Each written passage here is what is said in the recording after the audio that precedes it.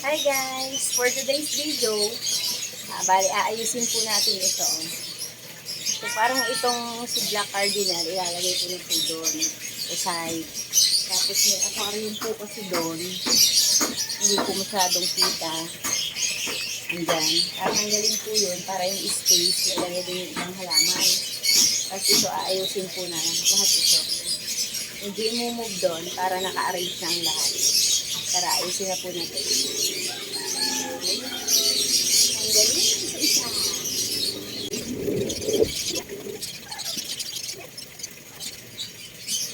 Ay guys, hindi ko nga po pala napakita sa inyo ta. Ang ganda po.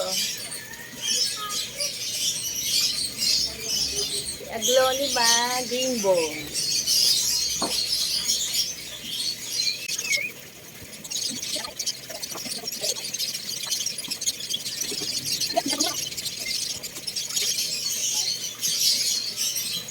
Ang ganda na po nito, oh. Ang laki ng dahon ng Anthurium Magnificum.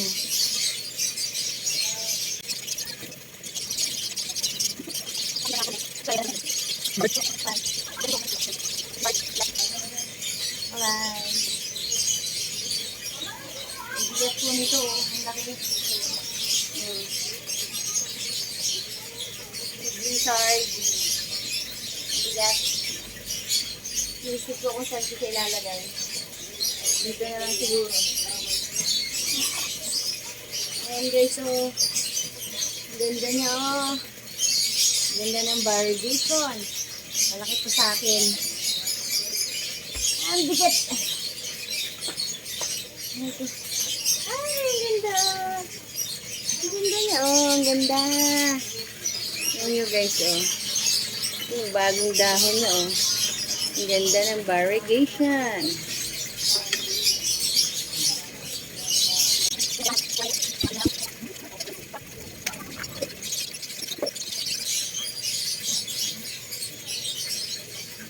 Dito na rin po naaayos yung mga nasa likod, oh. Kaya kailangan nyo talaga ayusin para mapaganda ulit.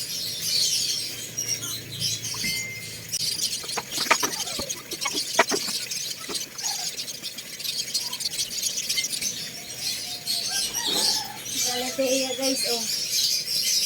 Ganda.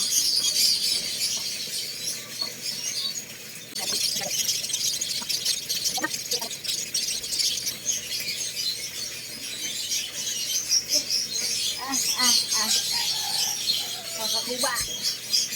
Yan guys, oh. Si Marble. Ang bigat. Giant na siya. Ayan, oh.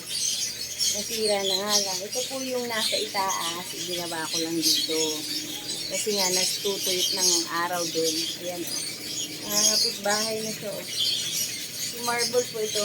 Marble King. Ayan, ganyan. Ayan. Ayan siya, ang giant na. Ayan. Ayan palang dapat arrange niya. Pababa. Ayan guys, oh. Ang ganda. Ganda ng variegation. Inig pa natin dito.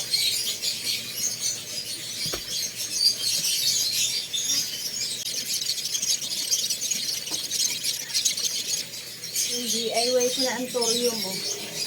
Ang liit.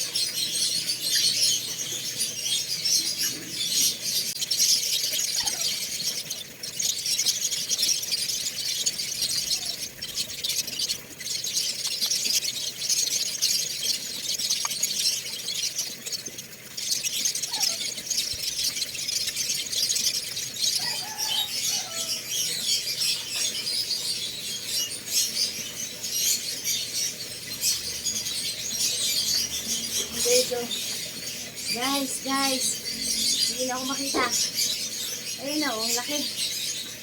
Grabe siya, oh. Halimaw na na halaman. So, saan ko ilalagay ngayon?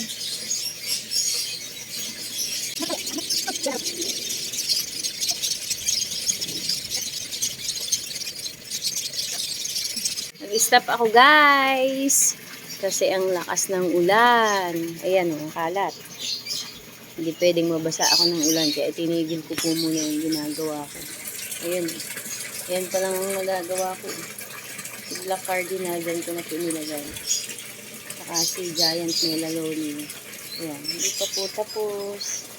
Pero tatapusin ko yan. Medyo nawala na yung ulan. Kunting ambon na lang. Ayun o. Ang kalat. Kalat guys. Yan. Pamalaman paano ko gagawin to. At hindi ko pa rin malaman kung saan ko sila ipagtatatambak. Ito si Giant, nakilo na siya. Yung bagong dahon niya natumba na, oh. Ayan. Ayan. Tapos yung rubber tree doon sa labas, hihilahin na po namin yun kasi ang ugat niya is nasa lupa na.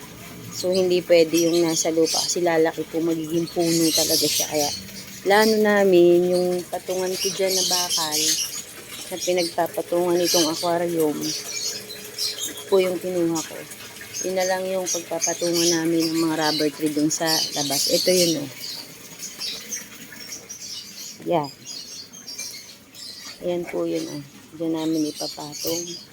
Ito yan, ang laki na niya. Siguradong ang ugat nasa lupa na kasi, ayan, oh. Nakapatong lang sa lupa yung paso. Saka ang ganda na niya, kaya sure ako yung ugat niya nasa lupa na talaga. Kasi itong lemon, hindi namin namalayan na yung ugat po pala niya is nasa lupa na, kaya inangat namin na ganyan. Yan o, hanggang ngayon lanta pa rin siya. Ayan. Kasi nga nagalaw yung ugat, so lanta. Kaya papatong na lang namin sila dyan. Kasi itutuloy ko na po yung aking ginagawa. Kaya dyan lang muna kayo mamaya. Siguradong tatapusin ko yan kasi wala kaming dadaanan, oh. Walang paglalagyan ng motor dito, kaya dapat tapusin. Okay, wait lang po, tutuloy ko na. Tapos na ako guys. Ito na ang bagong ayos nila, oh. Hindi ko alam kung maganda sa paningin nyo, pero parang ang kalat sa paningin ko. Ayan na, oh. Nakakapagod maglipat ang bibigat nila. Ayan. Yung bonsai. Tapos ito yung pinat ko na baby nung blizzard. Ayan yung dalawa, oh. Tinago ko lang muna dyan sa shaded area. Dito sa greenhouse. Para hindi masyadong mainitan. Ayan, oh. Ganyan na po sila ngayon. Sorry po sa sobrang ingay ng ibon. Ganyan talaga sila, hindi napipigilan. Ayan. Dito ko na nilagay si green bowl. Saka yung isang bonsai na Ayan. Yung iba, nilagay ko na lang po dyan. Ayan. Ayan, saka sulok-sulukan. Ito naaarawan naman po dyan. Pag uminit. Ayan. Yung sa labas, ito, papakita ko sa inyo. Rubber tree. Ayan. Ayan na, may patungan na siya. Okay.